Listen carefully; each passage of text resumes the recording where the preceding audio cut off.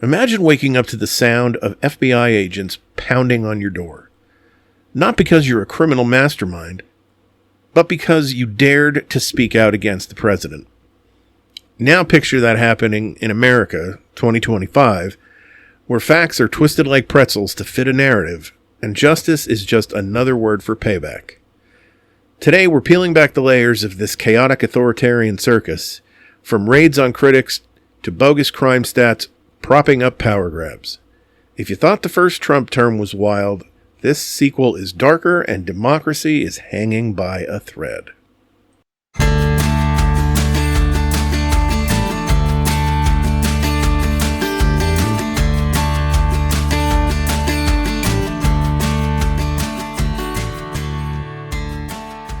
You're listening to Your Neighbor on the Left, the podcast where we talk about liberal politics, human decency, and life on the blue side of America's ideological divide.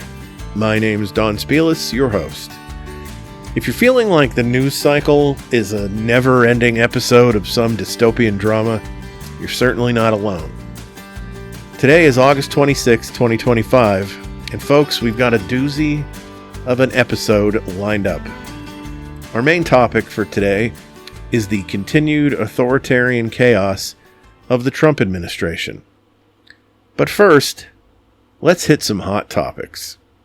A recent Reuters report dropped on August 20th, revealing that President Donald Trump has snapped up more than $100 million in bonds since his second inauguration back in January.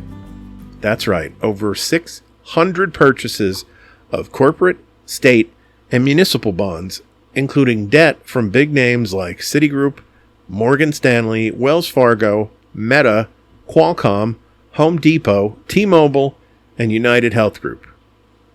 The disclosure doesn't give exact amounts, just broad ranges.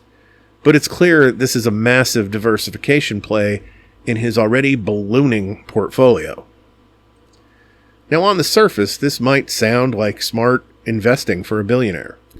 A White House official even told Reuters that Trump has no role in these decisions. They're handled by a third-party financial institution, and everything's certified by federal ethics officials. Analyst John Canavan from Oxford Economics chimed in, saying, "It's just prudent diversification, especially with Trump's net worth exploding thanks to crypto and Trump media." He noted these are high-quality, high-rated bonds, a way to, quote, take a little bit of risk off the table, end quote. But let's pause right there. I have to ask the question, is this really just innocent portfolio management? Or is it yet another glaring example of the conflicts of interest that have plagued Trump's presidency from day one? Remember, this is a man who promised to put his businesses in a trust managed by his kids. But as we've seen, time and time again, that trust seems more like a revolving door for profit. Today we're going to take a look at why these bond buys are problematic, and we'll expand his cryptocurrency empire, the endless stream of Trump-branded merch, illegal foreign gifts, and other shady dealings in this second term. This one's all about how the Oval Office has become a personal ATM for the Trump family. Let's start with the bonds themselves. The disclosure shows purchases in sectors like finance and healthcare that could directly benefit from Trump's policies. Think about it.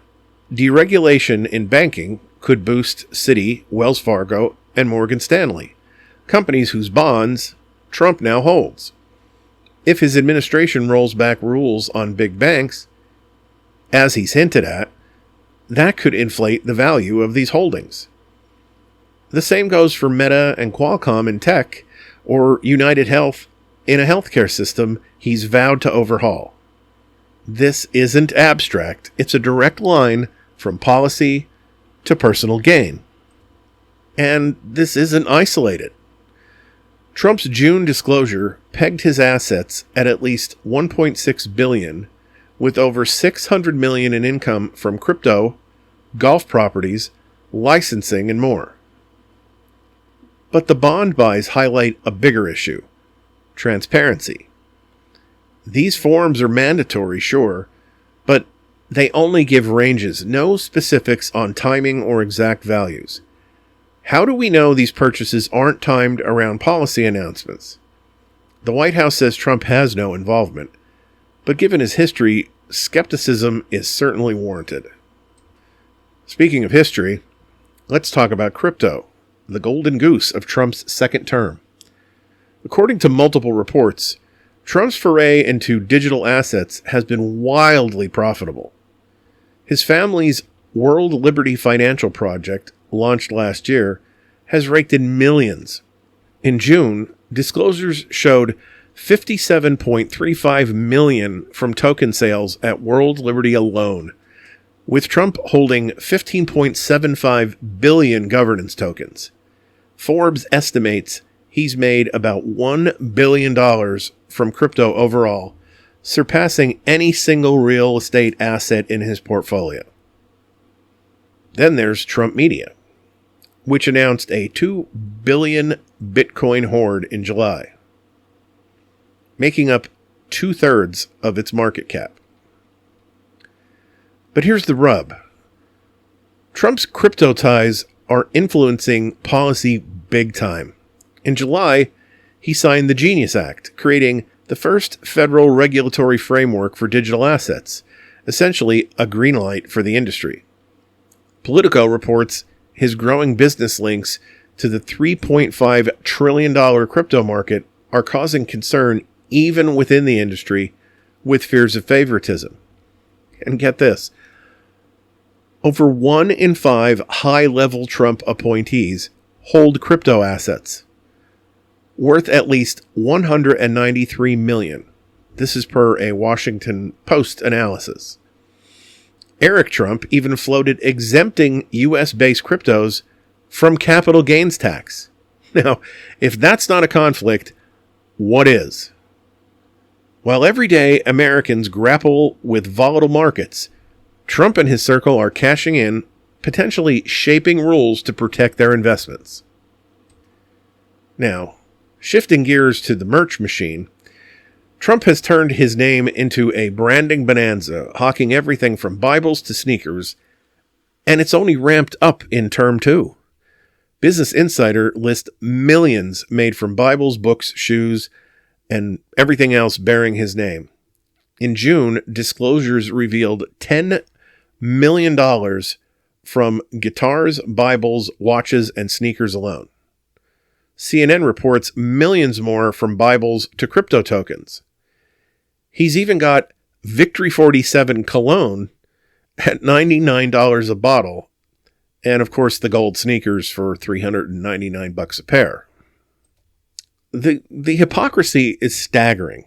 Trump campaigns on America First and tariffs on China, yet thousands of his God Bless the USA Bibles were printed in China, and now, with Trump coins, you can buy theme sneakers, perfume, and watches using his own meme coin.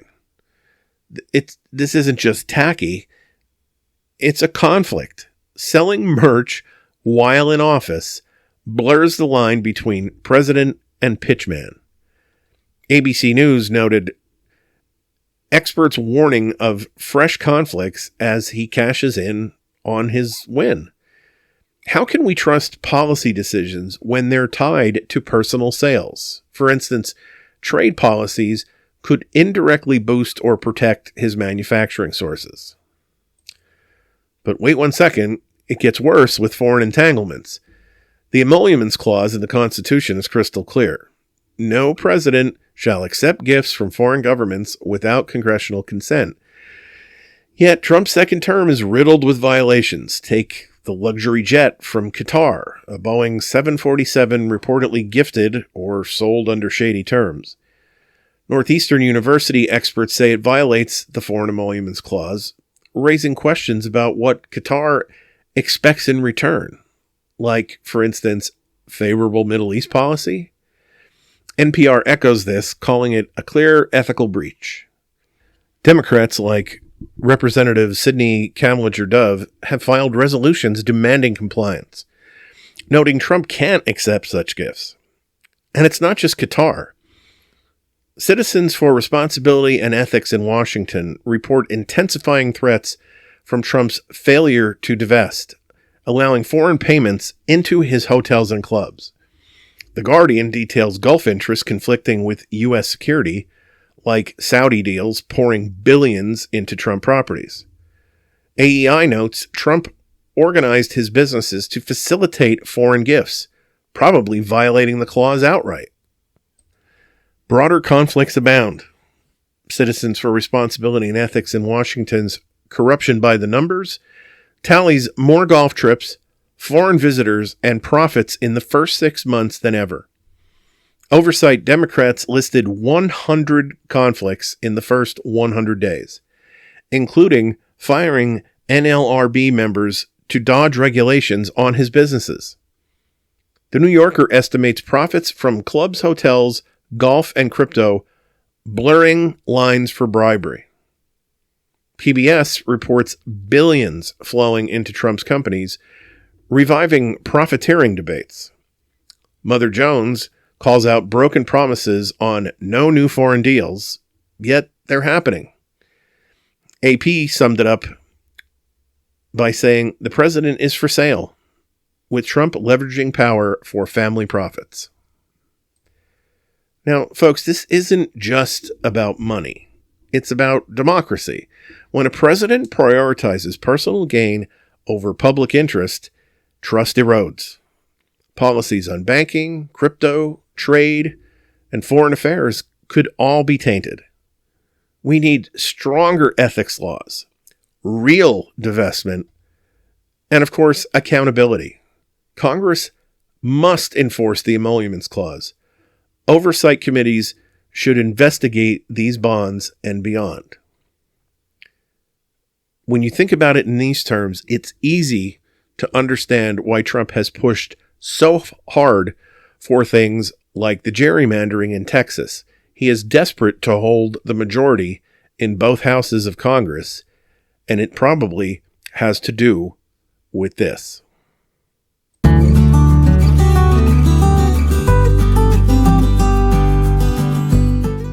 Now, I don't know if the folks who listen to my podcast follow baseball as much as I do, but there's a story out there now that has to do with the overlap between our entertainment and our politics.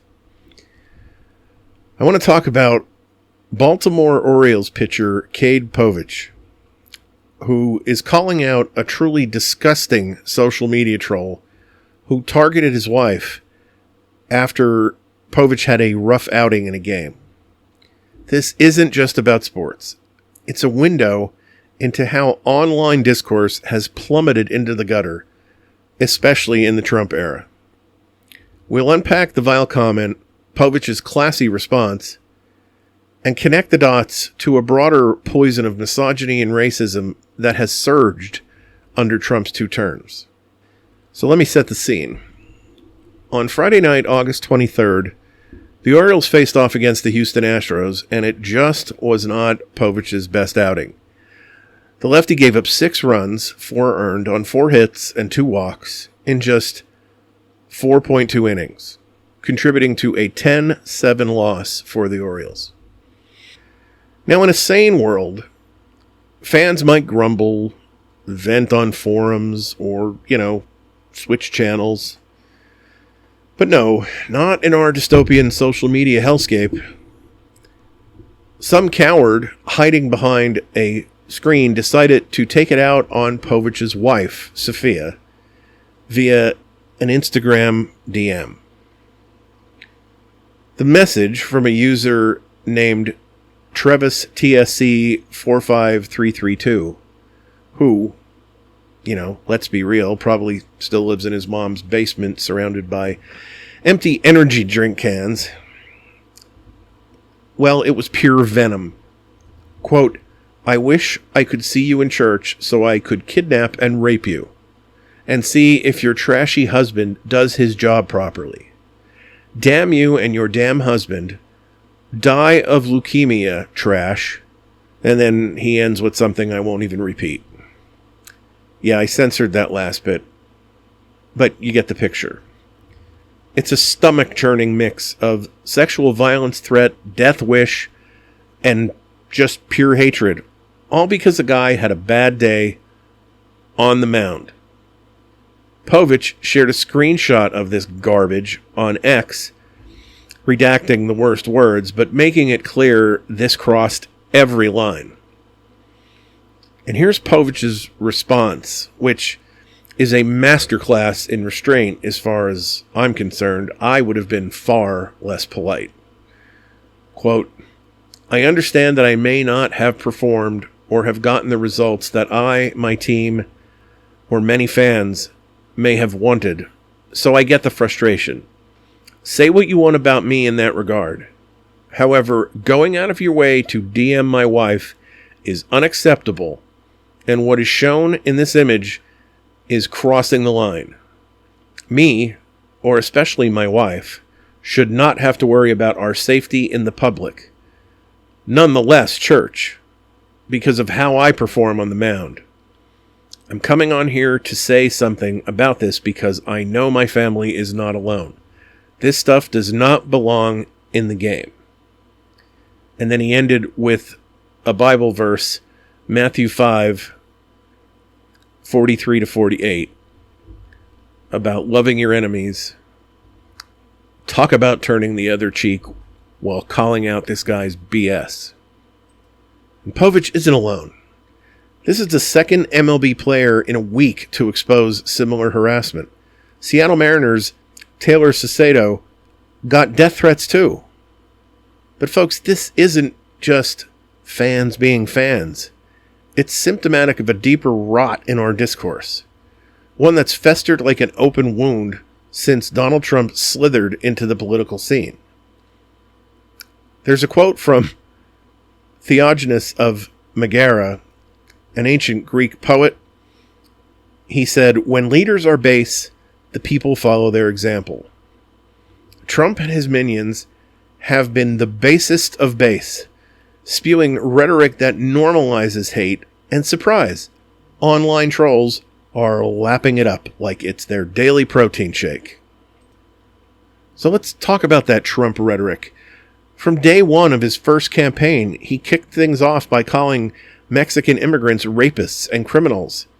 Fast forward through the, quote, shithole countries and very fine people on both sides after Charlottesville, and his endless misogynistic gems like grabbing women by the you-know-what. And I want to say, it's ironic that the first episode of this podcast where I'm going to have to mark it as having explicit language is because I'm quoting the president. But anyway, in his second term, it's only ramped up, pushing anti-immigrant fear-mongering that's led to spikes in hate crimes. Studies show his, quote, Chinese virus tweets directly correlated with anti-Asian incidents during the pandemic.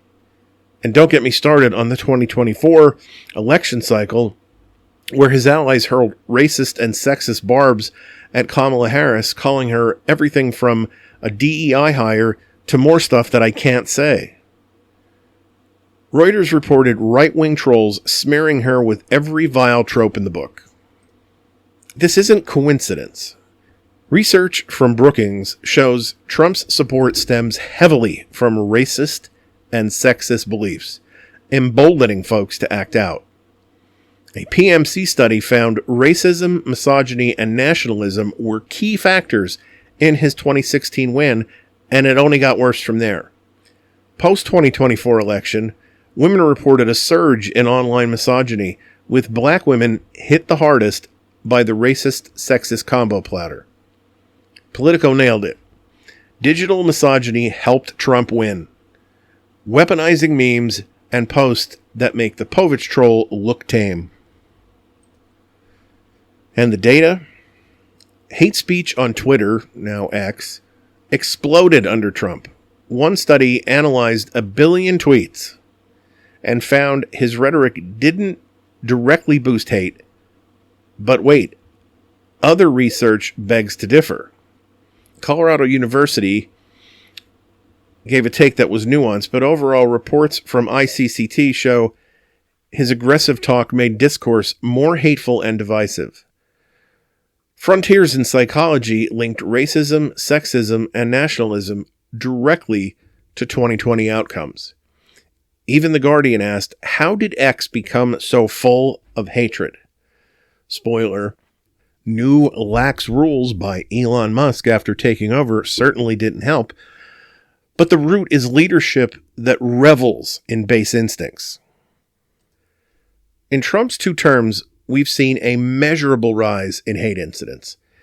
FBI data showed hate crimes up 17% in 2017 alone, his first year. Rutgers research tied his immigrant bashing to spikes in anti-Latino violence. Harvard's thesis on the Trump effect shows his words ripple out, affecting minorities' safety and America's image. Cambridge studies confirm racially inflammatory elite speech emboldens the masses. Put simply, Trump's minions, think MAGA hats screaming at rallies, they echo this stuff. His nostalgia for a greater America, that's code for wider, more male-dominated days. The conversation calls it out. It's deliberately evoking a racist, sexist past.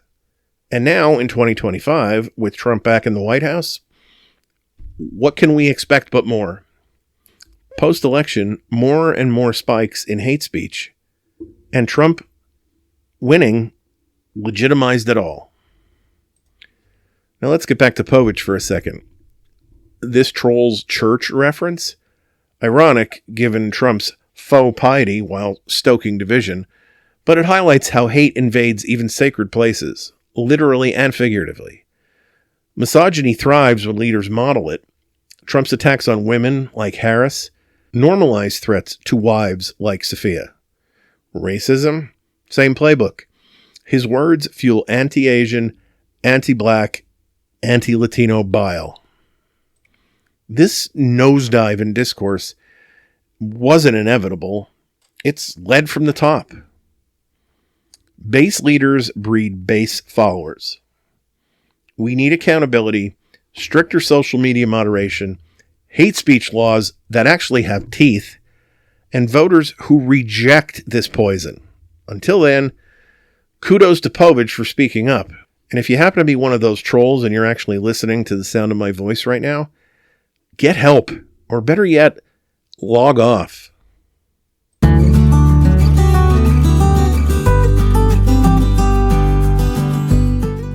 Now, for any of you who were not already privy to it, I want to tell you about Trump's latest Truth Social fever dream from August 22nd, where he bragged about the U.S. government snagging 10% stake in Intel.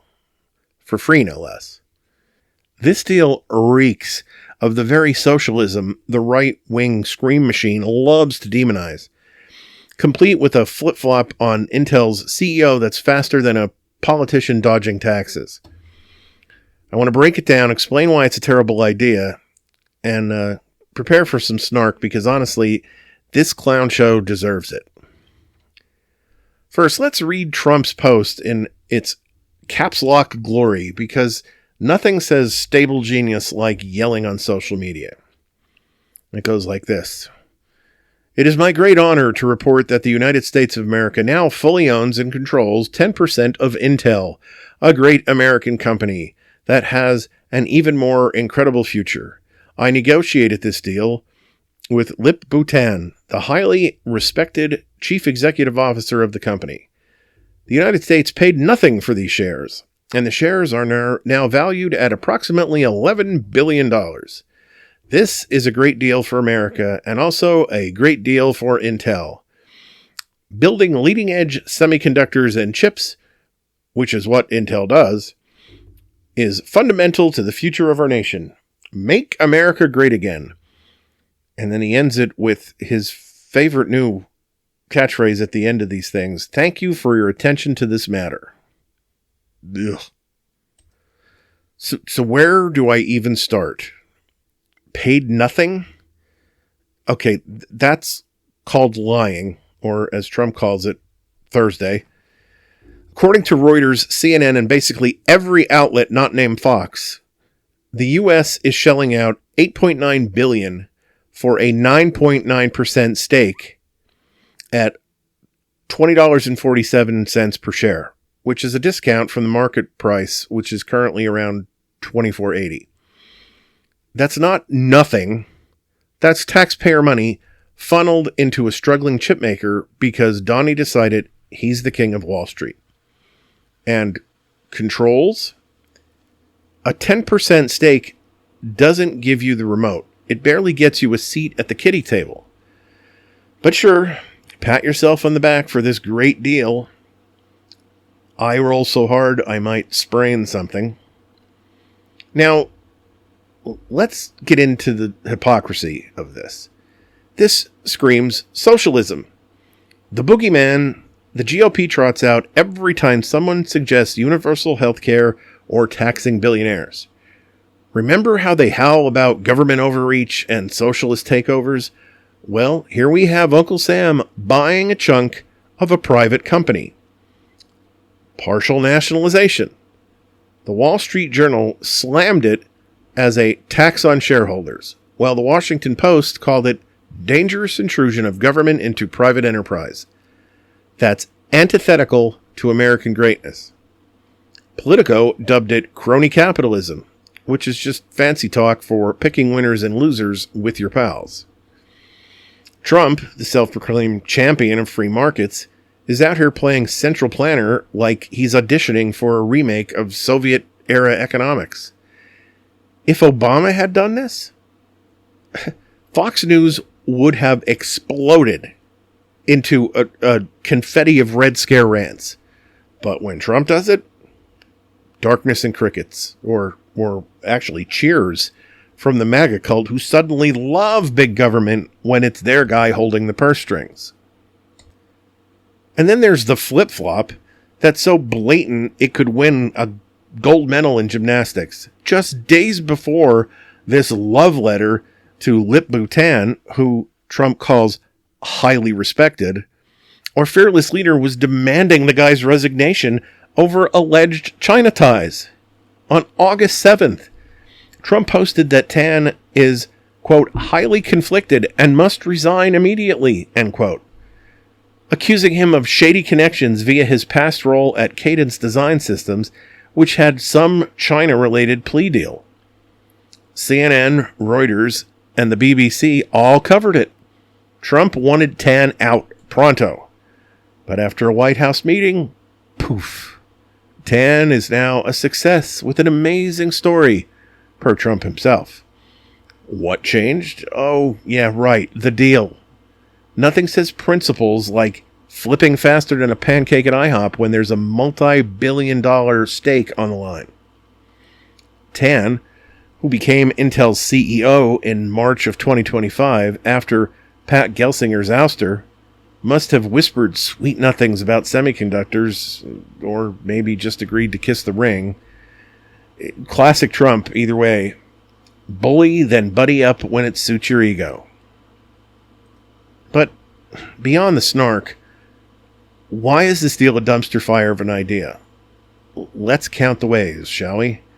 First, Intel's been circling the drain for years. Layoffs, missed tech deadlines, losing ground to TSMC and Nvidia, pouring $8.9 billion of taxpayer money into this. It's like betting on a three-legged horse at the Kentucky Derby.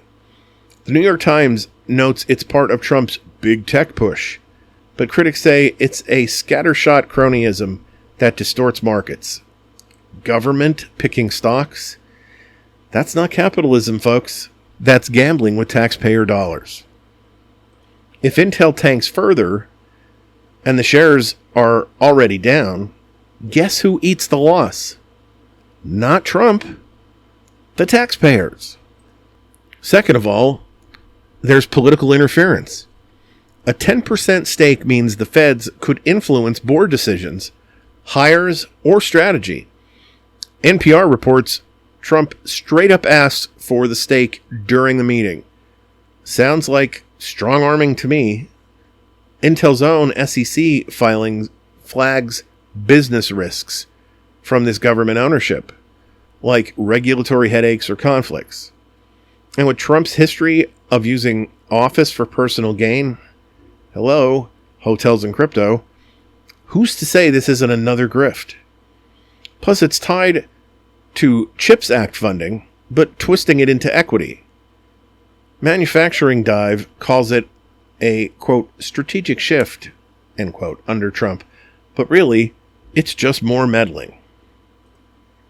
And this could set a precedent for more government takeovers. Trump says he'd do deals like this all day long. Great, so now we're nationalizing tech. What next? Stakes in Tesla because Elon kissed up? It undermines free enterprise, scares off investors, and smells like authoritarianism wrapped up in a flag. Al Jazeera notes officials claim it's not to, quote, run the firm, but actions speak louder. And for what? Semiconductors are key, sure, but subsidies or incentives would have sufficed without the ownership. This is Trumpism in a nutshell. Hypocritical, self-serving, and economically illiterate. He rails against socialism while practicing it, bullies then backpedals, and risks billions on bad bets. We need real industrial policy. Think Biden's CHIPS Act, without the crony twist. Not this ego-driven nonsense.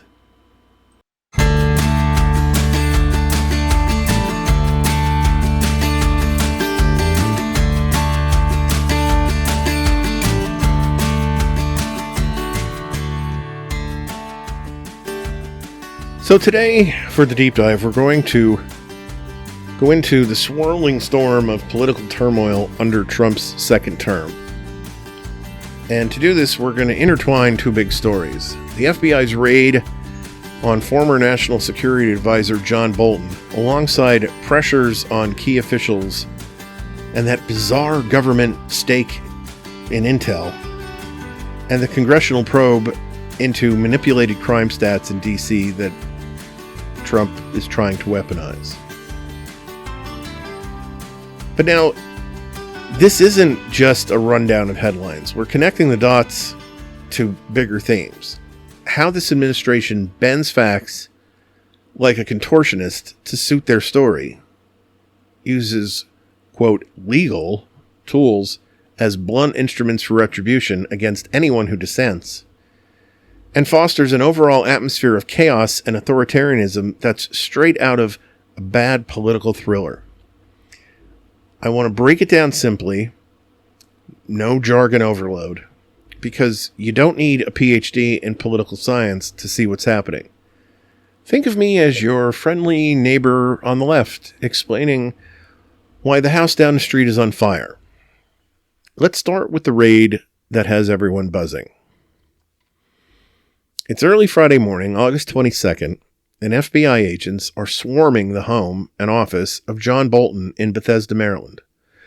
Bolton, you might recall, was Trump's national security advisor during his first term, but has turned into one of his loudest critics, calling him unfit for office and spilling the tea in a tell-all book. The raid?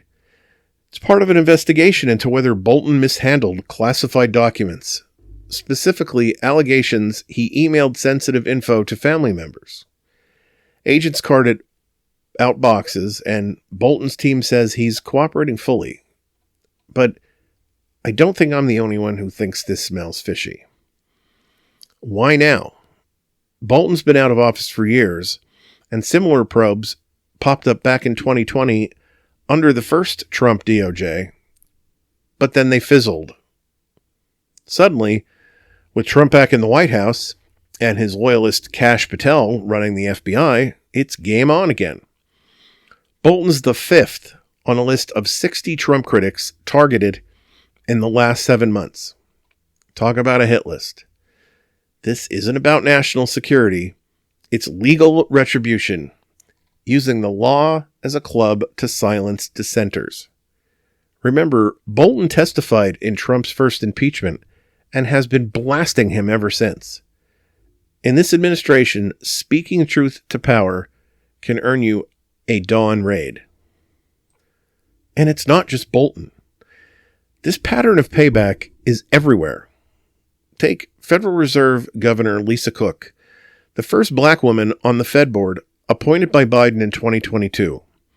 On the same day as the Bolton raid, Trump publicly threatened to fire her if she doesn't resign, citing allegations of mortgage fraud. The claims? She supposedly fudged declarations on her home loans. But experts say it's thin gruel, maybe even paperwork errors, and not fraud. Trump can't legally fire a Fed governor without cause. Their terms are 14 years to insulate them from politics. But he's bullying her anyway. Why? Cook's pushed for diversity in economics and criticized Trump's tariffs. She's a dissenter.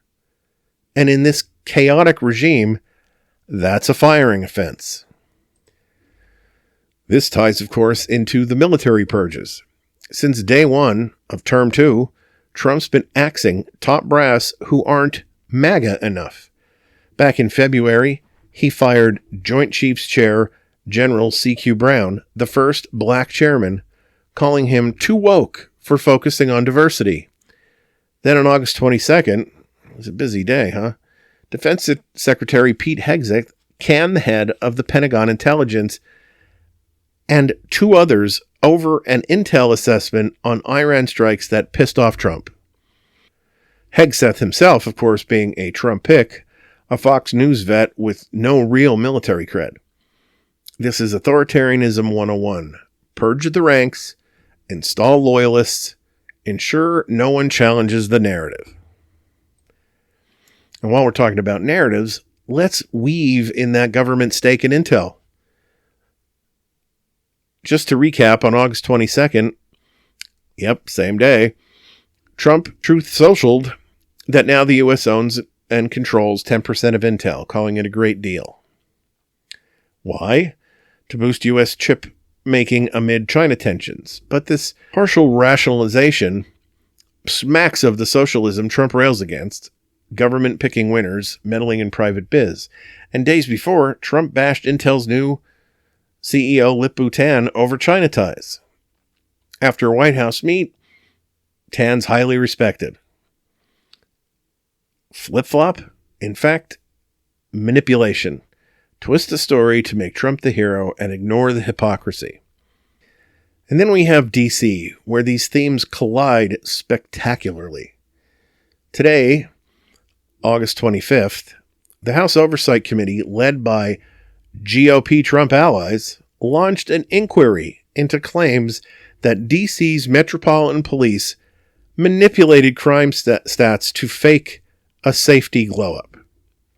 The DOJ has been probing since August 19th after a commander was sidelined in May for allegedly downgrading crimes, like calling assaults simple instead of aggravated to lowball numbers. Trump seized on this to justify his D.C. interventions. On August 11th, he deployed 2,000 National Guard troops, federalized local police, and painted D.C. as bedlam and squalor, a hellscape with skyrocketing crime.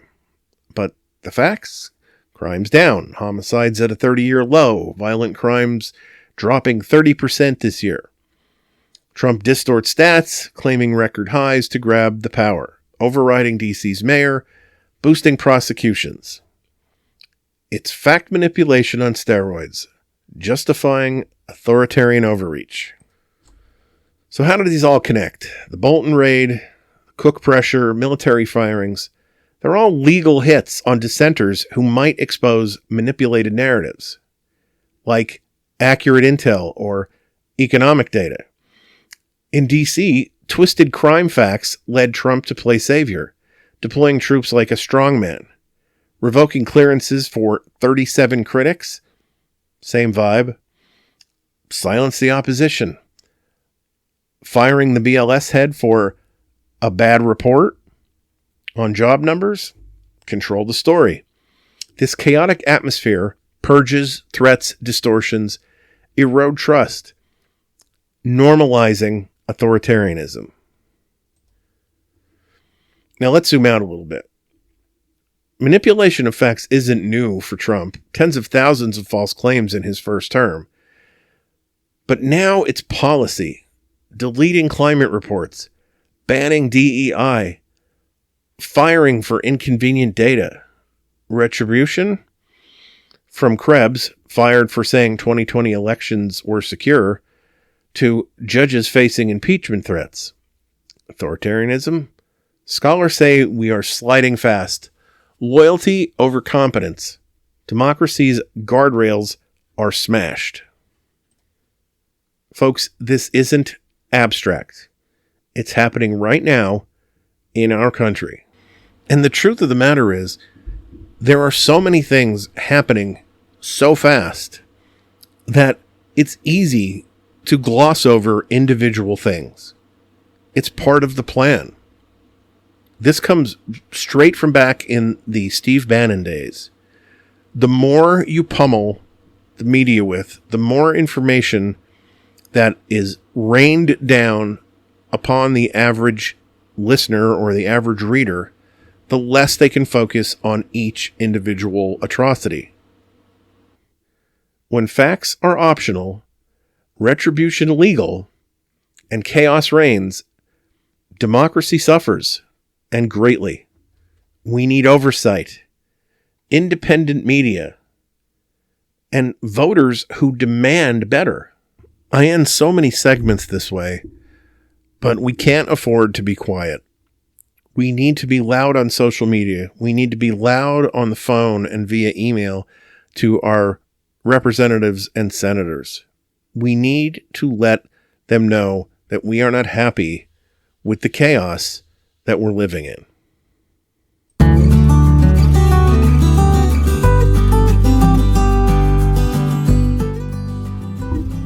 All right, so that concludes our topics for this week. But as I promised last week, I'm going to end this episode on a high note.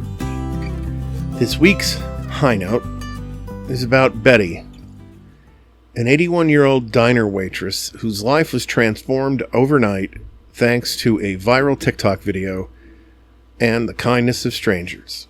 This is a tale of community, compassion, and the unexpected power, and for a change, positive power, of social media to change someone's life.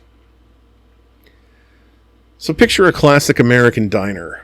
Red vinyl booths, the smell of fresh coffee, the clatter of plates as locals chat over breakfast. That's where Betty worked, in a small town somewhere in the heart of the country. She'd been there for decades, serving up eggs, burgers, and warm smiles to regulars who knew her by name. But behind that smile, Betty was struggling. At 81, she was battling chronic back pain that made every shift a physical ordeal. Most people her age would be enjoying retirement, maybe spending time with grandkids or tending a garden, but Betty couldn't afford to stop working. Her savings were slim, and Social Security just wasn't enough to cover rent, medical bills, and, the basics. This is a reality for so many older workers in the U.S. The system often leaves folks like Betty, people who've worked hard their whole lives, scrambling to make ends meet. She wasn't complaining, though. Betty kept showing up day after day because that's who she was. Dedicated, resilient, and proud of her work. She was the kind of person who remembered how you liked your coffee and always had a kind word, even when her back was screaming. Now enter a young customer. Let's call him Alex, since we don't really have his name. Alex was just another face at the counter one day in early 2025, probably scrolling on his phone between bites of a sandwich. He noticed Betty, moving slower than usual, wincing as she carried a tray. Alex struck up a conversation, and Betty, in her unassuming way, shared a bit about her situation.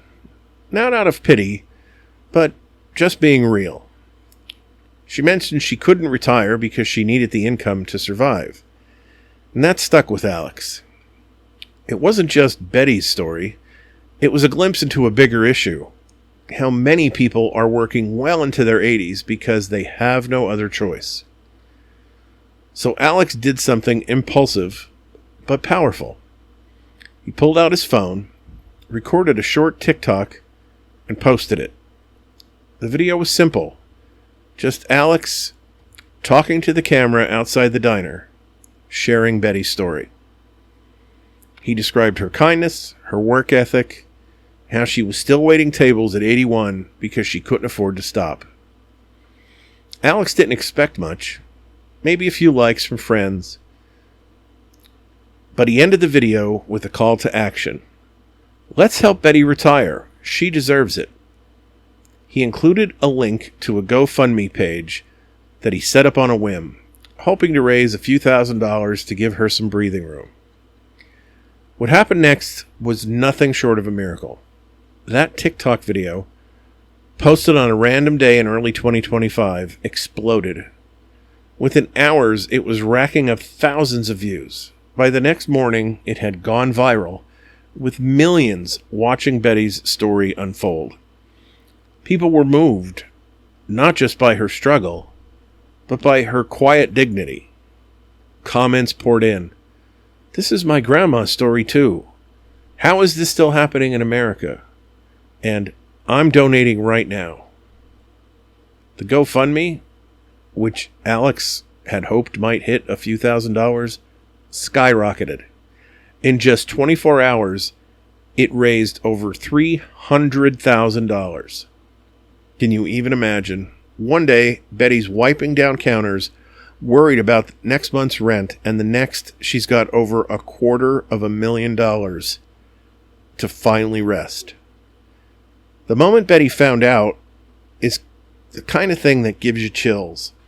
Alex went back to the diner, showed her the video, and told her about the fundraiser. Reports from July 1st, 2025 describe Betty breaking down in tears, overwhelmed by the generosity of strangers. She hadn't asked for help, hadn't even known about the video until it was already changing her life. For the first time in years, she could see a future where she didn't have to work through pain. She could retire, maybe visit family, or just enjoy a morning without setting an alarm. But this story isn't just about Betty, as heartwarming as her happy ending is. It should be a wake-up call about the state of things. Why was an 81-year-old woman still working a physically demanding job?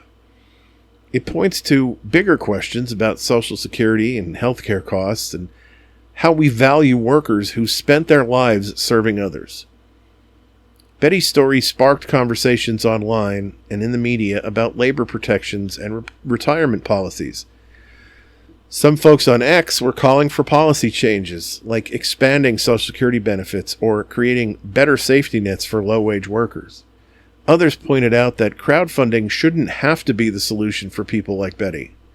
It's a band-aid on a broken system. What's inspiring, though, is how one person's small act, Alex's video, ignited a movement. It wasn't just the money. It was the reminder that people still care deeply about each other. Strangers from across the country and even beyond chipped in $5, $10, $100, whatever they could, because they saw a piece of their own family in Betty. That's the beauty of this story.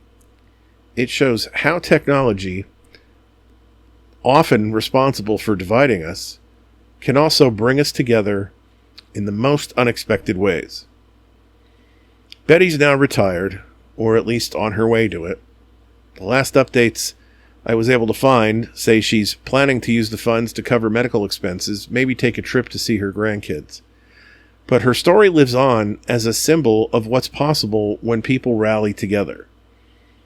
It's a nudge for all of us to look around at the waitresses, the cashiers, the folks who keep our communities running, and ask, how can we make sure they're okay? Maybe it's a donation, maybe it's a kind word, or even pushing for policies that ensure no one has to work through their 80s just to survive. So that's Betty's story. A reminder that even in tough times, compassion can go viral. And that wraps up this week's episode of Your Neighbor on the Left. As always, I want to thank everyone who took the time to download and listen. I would love to hear from any and all of you who are so inclined to reach out. You can do that through any one of the podcast social media platforms. The links to those are all on the Linktree page, and the Linktree address is in the episode description. I will definitely have a Back Porch Files this week. I apologize to those of you who were waiting for one last week. As it turns out, 2 of my kids were heading back to college in the same week, going back for their yearly dose of liberal indoctrination, and the schedule of arranging everything and the travel and the packing and the unpacking just got the best of me, and we didn't end up with the Back Porch Files last week, and I do apologize. There will be one this week. And then, of course, a full episode next Tuesday. So between now and then, stay engaged, stay vocal, be on the alert for Bettys out there, and as always, have the week you voted for.